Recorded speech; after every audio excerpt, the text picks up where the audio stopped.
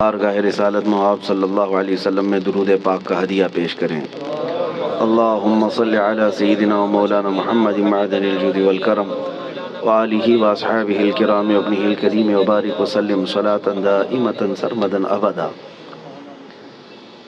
فی الحال جو حالات ہیں ابھی پوری دنیا جس کی طرف آج متوجہ ہے وہ ترکی اور سیریا وغیرہ کے ملک شام کے زلزلے بہت بڑی تباہیاں لا چکے ہیں۔ وہ زلزلے جو اعداد و شمار پیش کیے جاتے ہیں گورنمنٹ کی طرف سے وہ ایک محدود انداز میں ہوتا ہے، اور نہ جانے اس ملبے کے اندر ابھی کتنی لاشیں دبی ہوں گی، کتنے لوگ زخمی ہو کر اپنی زندگیوں سے ہاتھ دھو چکے ہوں گے۔ کوئی سوچتا بھی نہیں، کسی کو معلوم بھی نہیں ہوتا کہ کب زمین پھٹ جاتی ہے اور کب بڑی بڑی عمارتیں زمین میں نیچے آ جاتی ہیں۔ یہ کیوں آتے ہیں زلزلے؟ اسی پر میں تھوڑی سی بات آپ کے سامنے رکھتا ہوں۔ وہی آیت میں نے آپ کے سامنے پڑھی 21ویں پارے کی۔ اللہ فرماتا ہے زمین میں فساد ظاہر ہو جائے گا۔ کب؟ بما کسبت ایدی الناس، لوگوں کے ہاتھوں کی کمائی کی وجہ سے۔ اور کیوں زلزلے دیتا ہے رب تعالیٰ؟ لیذیقہم بعض الذی عملوا، اللہ فرماتا تاکہ وہ جو کچھ کر چکے ان کو کچھ چکھا دوں۔ اللہ تعالیٰ فرماتا ہے لیذیقہم، تاکہ ان کو چکھایا جائے جو کچھ بھی وہ کر رہے تھے۔ محدثین بھی اسی بات پر اتفاق کرتے ہیں۔ میرے آقا صلی اللہ تعالیٰ علیہ وسلم نے بھی ارشاد فرمایا زمین میں زلزلوں کا آنا، طوفان کا آنا، سیلاب کا آنا، یہ اللہ کے عذاب کی نشانیاں ہیں۔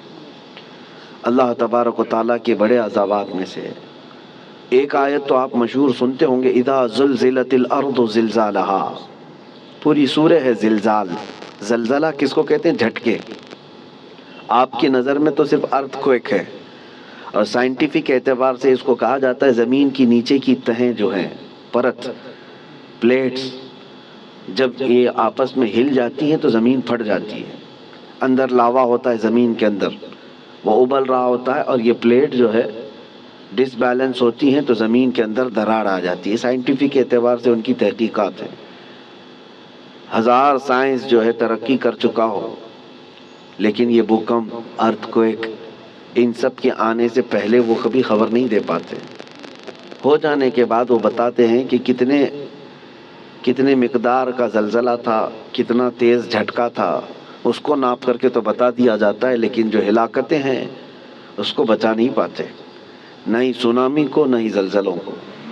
قرآن میں جس زلزلے کا ذکر ہے اذا زلزلت الارض زلزالہا، یہ آیت سن کر کے ہمارے امام اعظم ابو حنیفہ رحمۃ اللہ علیہ مغرب کی نماز سے لے کر کے جو روتے رہے تو رات گزر چکی تھی، پوری رات ان کی داڑھی سے آنسوؤں کے قطرے ٹپکتے تھے، مصلی بھیگ جاتا تھا اس ایک آیت کو سننے کے بعد کہ اللہ کیا فرماتا ہے اس میں، جب زمین ہلا دی جائے گی، اذا زلزلت الارض زلزالہا واخرجت الارض اثقالہا، اور زمین اپنے اندر بوجھل چیزوں کو باہر نکال دے گی، سب نکل جائے گا۔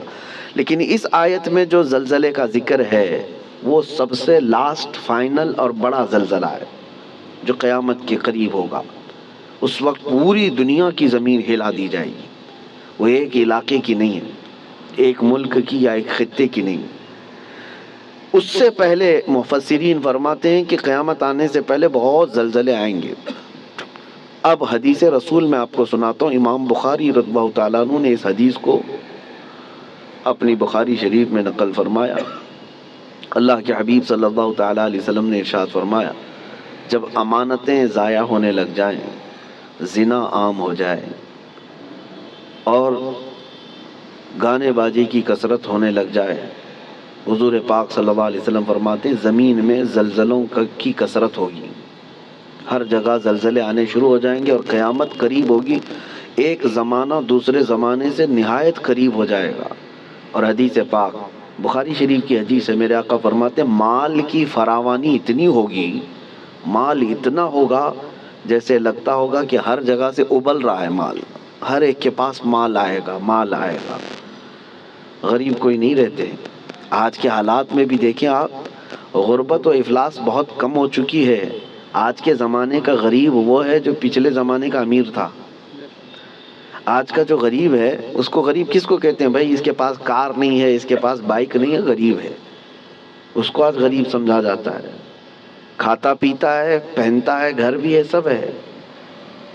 غربت اس طرح کی نہیں رہے گی، مال کی فراوانی ہوگی، یہاں تک کہ حضور پاک صلی اللہ علیہ وسلم فرماتے ہیں دریائے فرات سے سونے کا پہاڑ ظاہر ہوگا، اگر تم زندہ رہے تو اس میں سے ایک پائی بھی لینے کی کوشش مت کرنا، حضور نے فرمایا، اس لیے کہ اس کے حصول کے لیے لوگ ایسے لڑیں گے کہ 100 لوگ اگر اس مال کو، سونے کو لینے جائیں گے، 99 قتل ہو جائیں گے، ایک بچے گا، مر جائیں گے سب۔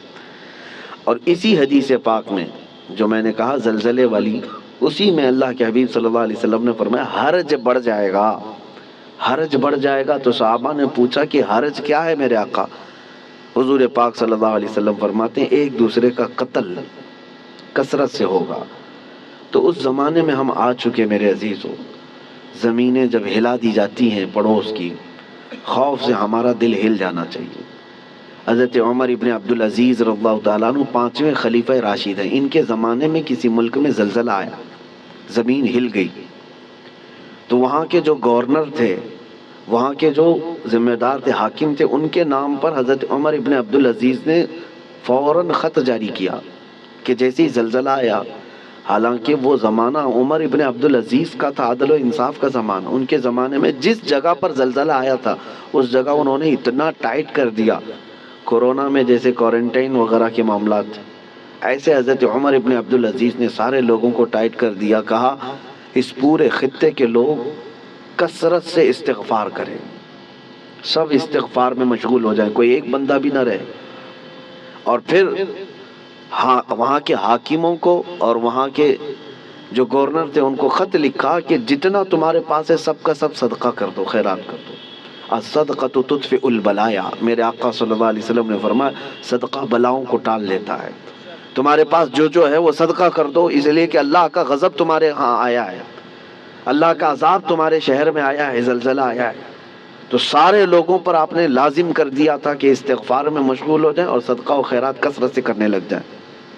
عزیزان گرامی وقار، اور ابھی 3 اور بڑے زلزلے آنے والے ہیں جس کی بشارت میرے آقا صلی اللہ علیہ وسلم نے فرمایا عرب کی سرزمین پر آئے گا، مشرق میں اور مغرب میں، یعنی ایک ایسٹ میں، ایک ویسٹ میں، اور ایک عرب کی سرزمین۔ ایک قیامت سے پہلے 3 بہت بڑے زلزلے آنے والے ہیں جس میں لاکھوں لوگ دھنس جائیں گے، زمین اتنی تیز پھٹے گی کہ ہزاروں کی نہیں لاکھوں کی تعداد اس میں زمین میں چلی جائے گی۔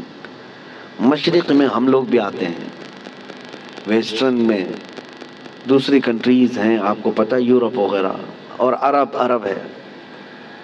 اور ان زلزلوں کے متعلق جو فرمایا گیا وہ قیامت سے قریب آنے والے ہیں، وہ بڑی نشانیوں میں سے ہیں۔ اور ان عذابات میں جو گرفتار ہو گئے، اللہ کی پناہ، اللہ کی پناہ، کوئی دنیا کی طاقت انہیں نہیں بچا پاتی، کوئی دنیا کی طاقت انہیں روک نہیں سکتی۔